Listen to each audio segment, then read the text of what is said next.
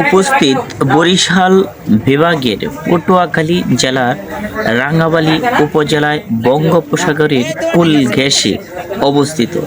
এটি মূলত চর মমতাজ ইউনিয়নে বা তার কাছাকাছি বঙ্গোপসাগরের বুক চিরে জেগে ওঠা একটি দ্বীপ বা চর।